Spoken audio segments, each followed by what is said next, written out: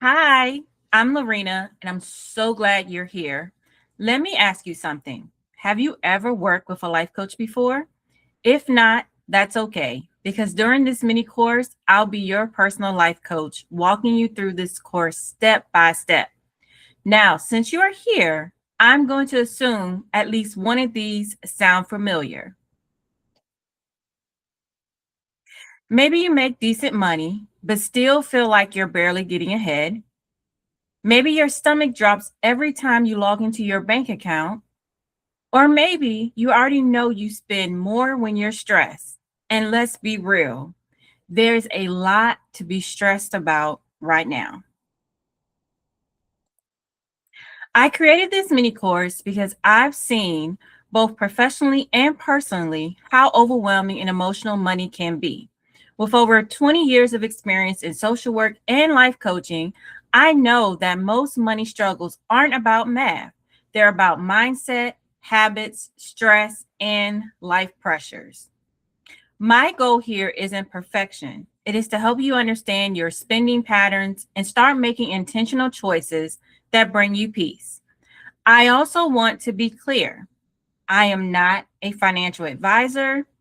I am not an accountant, and I am not a therapist. I am a certified life coach with a background in social work. And this course is for educational and personal growth. That being said, if as you go through this, you realize you like one on one coaching, I'll share how you can connect with me at the end of this course. For now, grab your workbook, something to write with, and most importantly, bring an open mind and some grace for yourself. This is a judgment free space.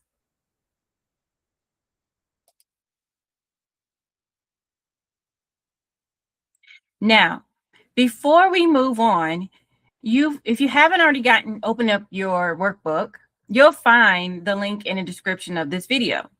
Once you open it, you can either type directly into the workbook or print it out, whatever works best for you.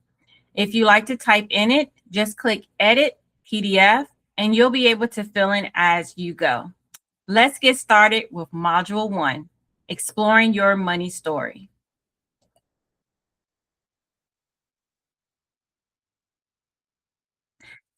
Let's start this mini course by talking about something most people have never been asked to think about: your money story.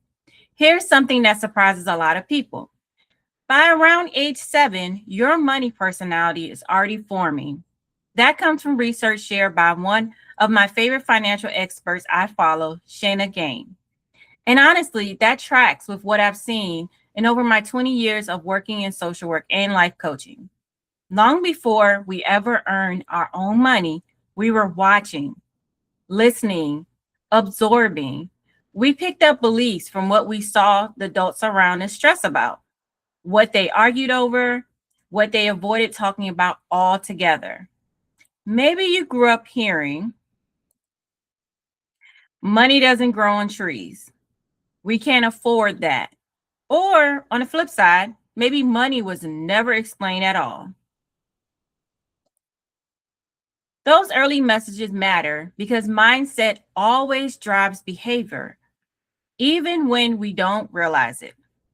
I'm not here to judge your beliefs about money, and I'm definitely not here to shame you. My role is to help you bring those beliefs into the light so they stop quietly running your decisions in the background. Let me share a quick personal story. So, I am an older millennial. Shout out to all the millennials watching this video. And growing up, the adults in my life used something many of you may remember: a checkbook. And inside the checkbook was a register. It looks something like this. So in the register, every transaction was written down. When money came in, it was written down. When money went out, you guessed it, it was written down. One family member even used two different color pens to keep up with their transaction in their personal register. At the time, I didn't realize I was watching budgeting in action. I just knew I couldn't wait to grow up and have my own checkbook and colored pens. What I observed growing up mattered. It was my first lesson in income versus expenses, awareness, tracking money, and responsibility. And even today, that early exposure still influences how I think about money. That's why this first module is so important. Before we talk about spending habits, triggers, or goals, we have to understand your relationship with money and when it began. So I want you to pause and reflect. What is your earliest memory of money? How did the people who raised you talk about money or avoid talking about it? What emotions come up when you think about finances now? There are no right or wrong answers here. This is about awareness, not blame. So go ahead and grab your workbook and turn to module 1. Pause this video, work through the questions at your own pace. If you need extra space, there's additional blank pages at the end of the workbook. And when you're ready, come back and press play, and we'll move on into module 2, where we start connecting this awareness to your everyday spending patterns.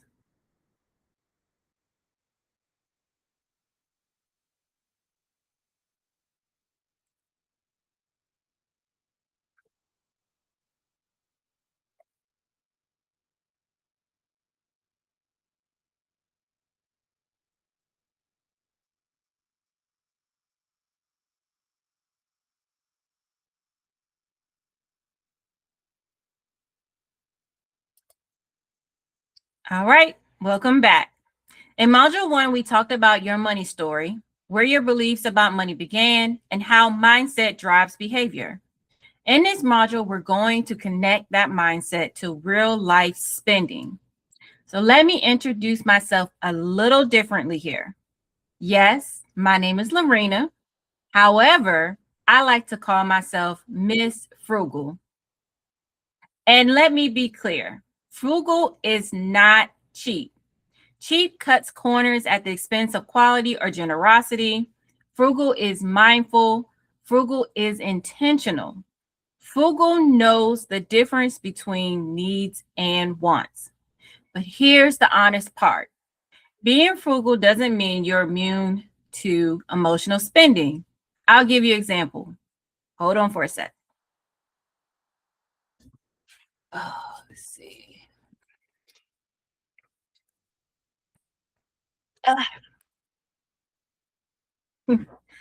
I love books. Now, Oprah likes to say she loves bread. Well, I love books, nonfiction, personal growth, mindset. I love all of them. Here's a few examples of them. So, this is a book, and I'm not sitting here advertising for anyone, but this is a book about if I ever want to write my own book, how did it get published? This is a good financial book. This is something about personal boundaries, right? Really good information. One of my favorite, 5 Love Languages. And this is more mental health, spiritual book. And so have a whole bookcase of them. I have not read them. I can easily justify buying a book if it's on sale. In my mind, it feels like a need, especially because I'm learning something. But when I slow down and reflect, I realize many of those purchases happened when I was stressed, bored, or mentally exhausted. Not because I truly need the book at the moment. That's what this module is really about. Most overspending isn't about a lack of discipline. It's about unmet emotional needs. Stress, boredom, comparison, burnout, or even celebrations. Those moments often drive spending more than logic ever does. I've seen this pattern over and over again. People don't spend emotionally because they're irresponsible. They spend emotionally because they're human. Let me repeat that again. People don't spend emotionally because they're irresponsible. They spend emotionally because they're human. When you begin to notice when you spend and why, you create space to make different choices. Awareness is the first interruption of any habit. In your workbook, you'll reflect on recent purchases and look for patterns such as time of day, emotions, people, or situations that influence your spending. Please remember to give yourself grace as you work through this. This is about learning, not blaming. And once you're done, meet me in module 3, where we talk about values and how they can bring clarity to your money decisions.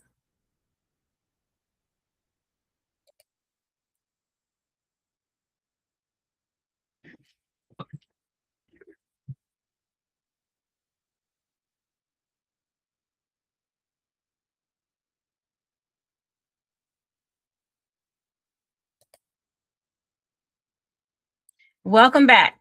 I hope you were easy on yourself in identifying your spending patterns. This module is called Spend with Purpose. When your spending reflects your values, money feels less chaotic. In this module, we're shifting from reaction to intention. If you're having a hard time naming your money values, think about your core beliefs. What matters to you deeply? What do you care enough about to invest time, energy, and resources into? For example, generosity is one of my core values. I prioritize giving, both locally to my church, for example, and nationally to organizations such as St. Jude. I give to causes I believe in. Experiences are another value of mine. Travel has been on my heart since I was young, and I have a long bucket list because experiences matter to me. So I make it a priority to budget my travel. I also value stability. I am not a financial risk taker at all. So, again, my top 3 money values are giving, experiences, and stability. None of these values are right or wrong. What matters is alignment. Many people feel frustrated with money, not because they're spending too much, but because they're spending out of alignment with what they truly value. That disconnect creates guilt, confusion, and stress. This module is about helping you name what matters so your money can support your life, not fight against it. In the workbook, you'll identify your financial values and reflect on whether your current spending matches them. This isn't about cutting everything out. It's about choosing what stays. Now grab your workbook and turn to module 3. And when you're ready, we'll move into module 4, where mindset turns into habit.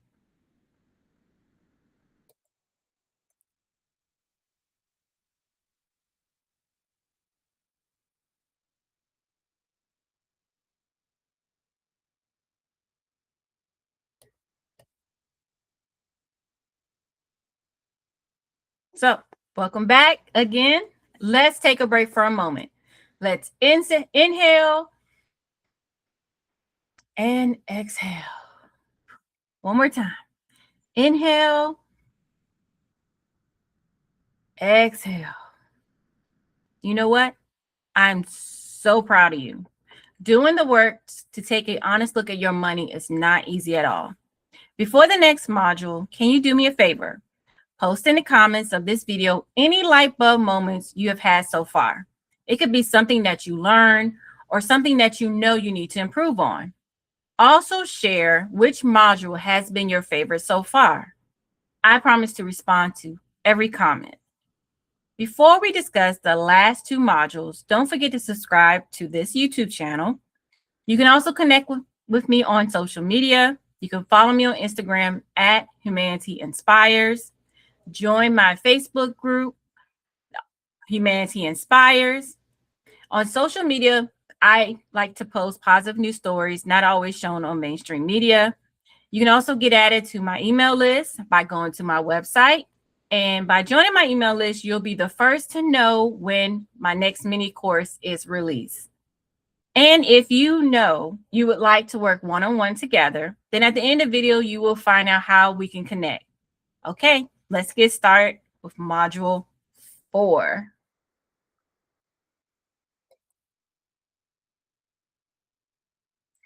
This is where awareness becomes action. By now, you've explored your money story, your spending triggers, and your values. But insight alone doesn't change behavior, habits do.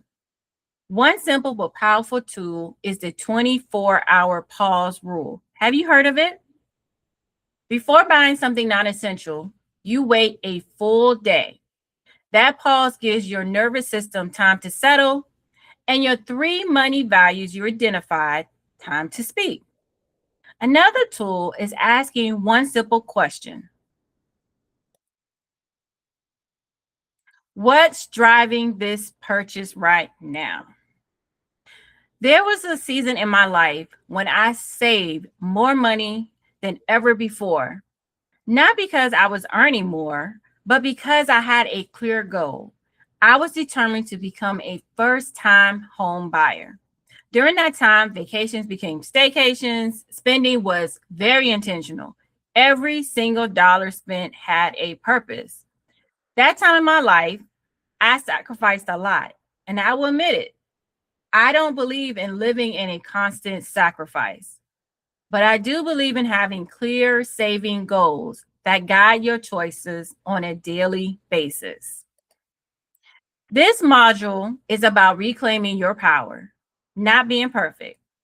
In the workbook, you'll decide which habit works best for you right now: the 24-hour pause, the need versus want check in, or creating a new savings goal. Start small. Being consistent with your habit matters the most. And when you're ready, after you go through the workbook, we'll close out this course with Module 5, Making Peace with Your Money.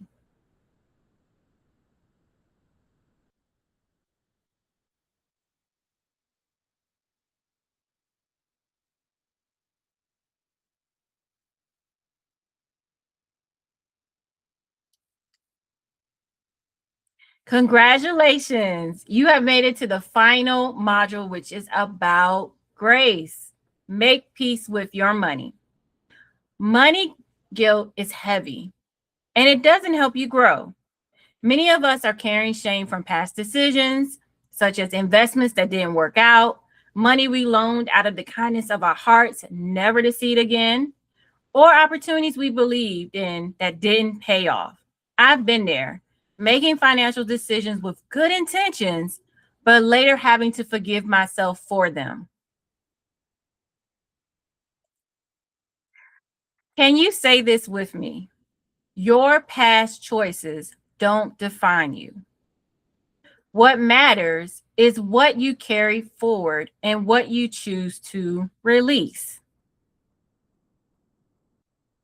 In the workbook, you'll reflect on lessons learned, release guilt that no longer serves you, and create a grace based mindset for moving forward. This is not about starting over from zero, it's about moving forward with clarity, compassion, and confidence.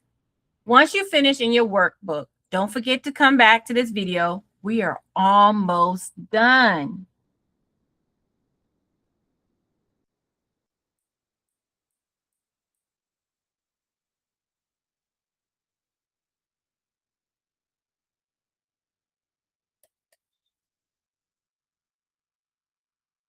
Guess what? You have officially completed the Mindful Spending mini course. Yes, I'm so proud of you. I think I've said that a lot during this course, but I really am.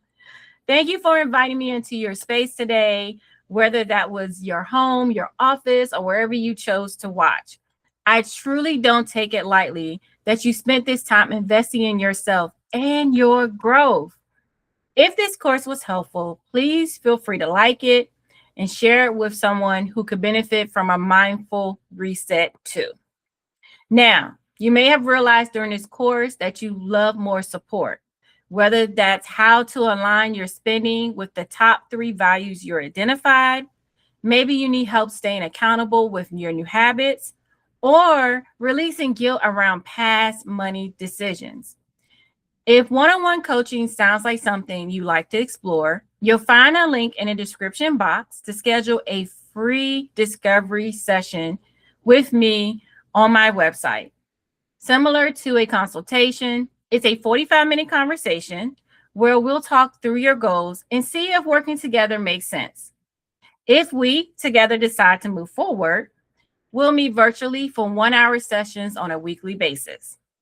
I also offer coaching in additional life areas as well, such as getting organized, job coaching, and processing grief. Again, thank you so much for being here and doing the work. Don't forget to subscribe, connect with me on social media, and join my email list so we can stay in touch. I'm cheering you on as you continue your mindful spending journey. Until next time.